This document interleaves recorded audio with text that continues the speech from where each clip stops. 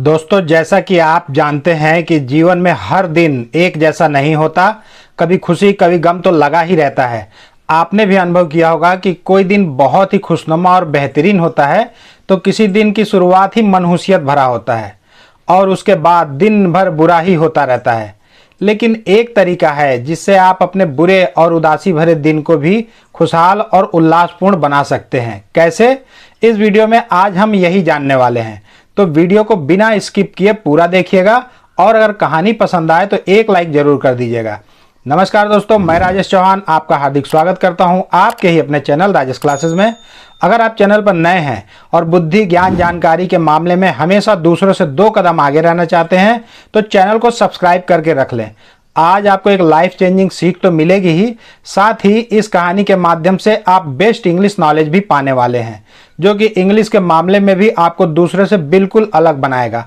क्योंकि इस कहानी के दौरान हम नए नए वर्ड्स की यूनिक मीनिंग को तो जानेंगे ही साथ ग्रामर और विशेषकर टेंस के पोर्शन को बड़ी ही बारीकी से कवर करते जाएंगे।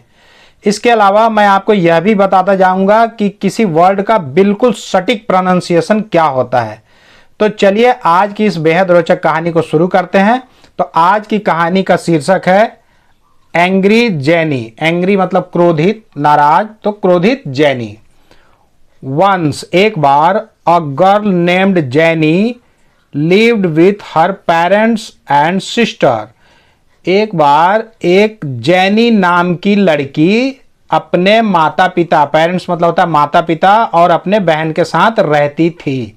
ये पास्ट इंडेफिनिट टेंस का ये सेंटेंस है क्योंकि यहाँ पे वर्ब का सेकंड फॉर्म लगा है और जो हेल्पिंग वर्ब डिड नहीं लगा हुआ है। ठीक। वन डे एक दिन, as she was about to drink milk, जैसे ही, एज मतलब जैसे ही के अलावा ज्यों ही के रूप में चूंकि भी होता है, तो हम सेंटेंस के हिसाब से किसी वर्ड का मीनिंग जानेंगे। तो जैसे ही वह दूध पीने ही वाली थी, ड्रिंक मिल्क, दूध पीने ही वाली थी। अबाउट, अबाउट मतलब तो के बारे में होता है, अबाउट मतलब लगभग भी होता है, लेकिन जब कोई चीज हम करने ही वाले होते हैं तो उस जगह पे भी हम अबाउट शब्द का प्रयोग करते हैं कि हम जाने ही वाले थे, अबाउट टू गो, खाने ही वाले थे, अबाउट टू ईट।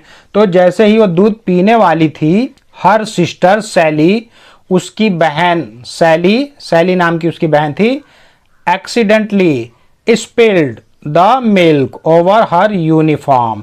एक्सीडेंटली मतलब होता है गलती से, तो गलती से स्पिल्ड, स्पिल्ड मतलब होता है छलकना, फैलाना, गिरा देना। तो जो फैल जाता है ना, बिखर जाता है, छलक जाता है दूध, तो उसको स्पिल बोला जाता है, तो उसका सेकंड रूप है स्पिल्ड। तो गलती से द मिल्क, जो दूध था वह गिर गया, ओवर हर यूनिफॉर्म, उसके यूनिफॉर्म के ऊपर। यूनिफॉर्म मतलब होता है वर्दी, जो हम पहन के जाते हैं ना स्कूल, एक समान ड्रेस जो रहता है उसको यूनिफॉर्म बोलते हैं। तो यूनिफॉर्म मतलब एक समान भी होता है। तो वह वर्दी के ऊपर एक्सीडेंटली, गलती से दूध गिर गया। जैनी वॉज फ्यूरियस एंड शाउटेड। जैनी आग बबूला थी। फ्यूरियस, फ्यूरियस मतलब होता है आग बबूला, अति क्रोधित, बहुत गुस्से में। तो जैनी बहुत गुस्से में थी और वह शाउटेड, चिल्लाई। आर यू ब्लाइंड, क्या तुम अंधी हो? जब भी हम is, are, am, was, were जो हेल्पिंग वर्ब होता है, या कोई भी हैज, हैव, हैड, कोई भी हेल्पिंग वर्ब को सेंटेंस के सबसे शुरू में देखेंगे तो यानी कि वो प्रश्नवाचक वाक्य बन जाता है। वो क्या, इसका मतलब हो जाता है क्या तुम अंधी हो? She did not even hear Sally's apology. वह did not even hear, even मतलब भी, did not, ये पास्ट इंडेफिनिट टेंस का नेगेटिव सेंटेंस है ना, क्योंकि यहाँ पे हेल्पिंग वर्ब डिड लगा है। डिड के बाद नॉट लगता है और उसके बाद वो आपका फर्स्ट फॉर्म लगता है। तो वह ये भी नहीं सुनी सैली की, अपोस्ट्रोफी के बाद जो एस लगा होता है उसका मतलब होता है काके की। अपॉलॉजी, अपॉलॉजी मतलब होता है क्षमा याचना, माफी। तो उसने, जो सैली है, उसकी क्षमा याचना को भी नहीं सुना।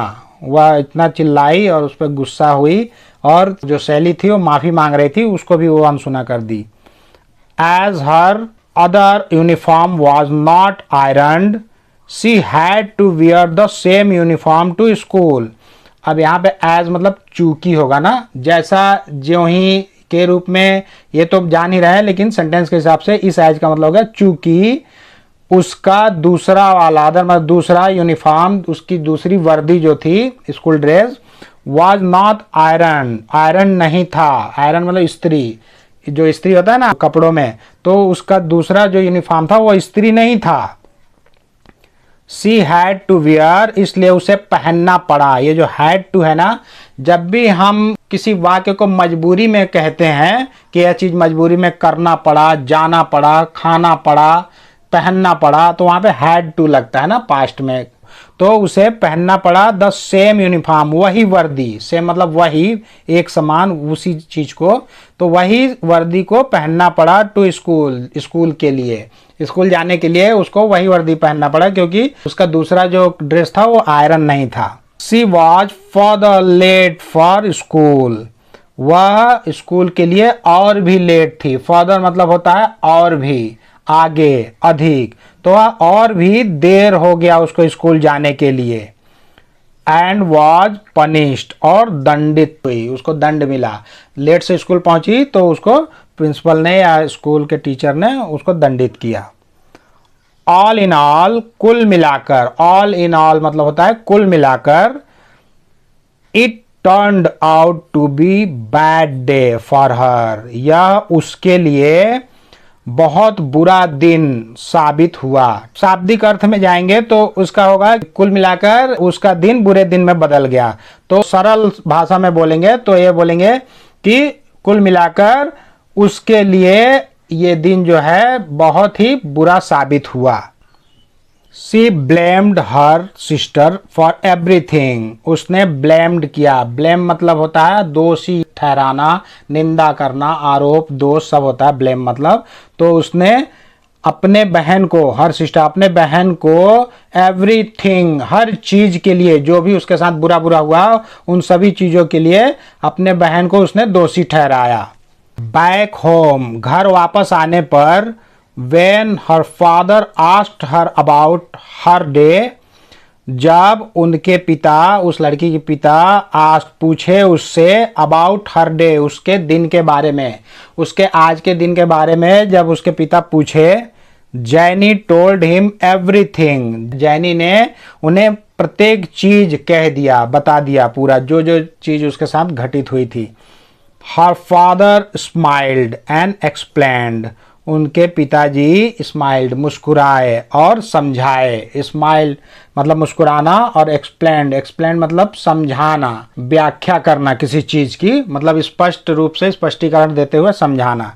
तो उसके पिताजी ने मुस्कुराया थोड़ा सा और फिर समझाया। Spilling milk was an accident, दूध का छलकना, स्पिलिंग मतलब छलकना, दूध गिरना, दूध का छलकना एक एक्सीडेंट था। एक्सीडेंट मतलब तो दुर्घटना होता है, लेकिन एक्सीडेंट मतलब संयोग भी होता है, इत्तेफाक भी होता है।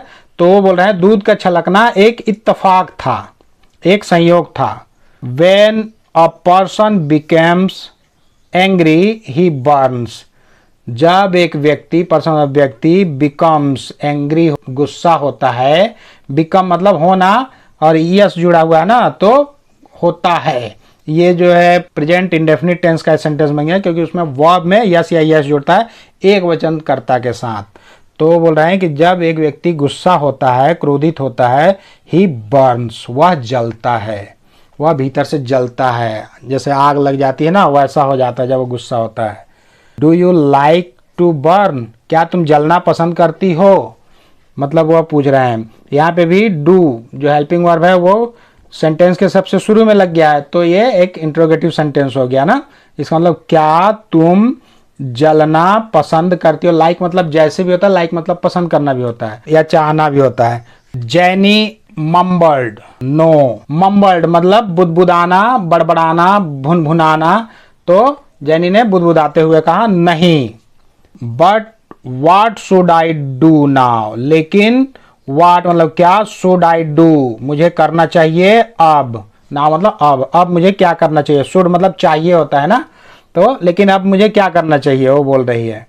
यू शुड अपोलोजाइज टू सैली, तुम्हें सैली से माफी मांगनी चाहिए। अपोलोजाइज मतलब माफी मांगना, तो वो बोल रहे हैं उसके पिताजी कि तुम्हें सैली से माफ़ी मांगनी चाहिए, क्योंकि तुमने हर गलती के लिए उसे ब्लेम ठहराया, उस पर गुस्सा हुई, क्रोधित हुई, तो अब तुम्हें माफ़ी मांगनी चाहिए। सैड फादर, पिताजी ने कहा। Jenny immediately said sorry to Sally, Jenny ने तुरंत शीघ्रता से सैड सॉरी कहा गलती के लिए अपने सैली को। She promised never to be angry again, फिर उसने वादा किया, प्रोमिस्ड मतलब वादा करना, प्रोमिस्ड वादा किया कि नेवर कभी नहीं, टू बी होगी, एंग्री मतलब गुस्सा, अगेन फिर से वह कभी गुस्सा नहीं होगी, उसने ये वादा किया और फिर वो सब खुश हो गए। तो मोरल ऑफ द स्टोरी क्या है, नैतिक शिक्षा क्या बोलती है इसकी, anger leads to bad results. Anger मतलब गुस्सा, लीड्स टू, अब लीड्स टू मतलब होता है की ओर ले जाता है, ये एक पूरा सेंटेंस है ना, क्योंकि यहाँ पे लीड का लीड्स बना है ना, तो यानी की ओर ले जाता है। ऐसे तो लीड मतलब होता है नेतृत्व करना, मार्गदर्शन करना, तो यहाँ पे वो नेतृत्व करते हुए ले जाता है बैड रिजल्ट मतलब बुरे परिणाम की ओर, रिजल्ट मतलब परिणाम, बुरे परिणाम की ओर ले जाता है गुस्सा। तो यानी कि इसको ऐसे बोलेंगे, क्रोध करने का परिणाम बुरा होता है, या क्रोध जो है वो बुरे परिणाम की ओर ले जाता है, इसलिए गुस्सा नहीं करना चाहिए। एक बार आप गुस्सा कर दिए फिर पूरा दिन आपका वैसे ही चला जाएगा, चिड़चिड़ापन में ऐसे हो जाएगा।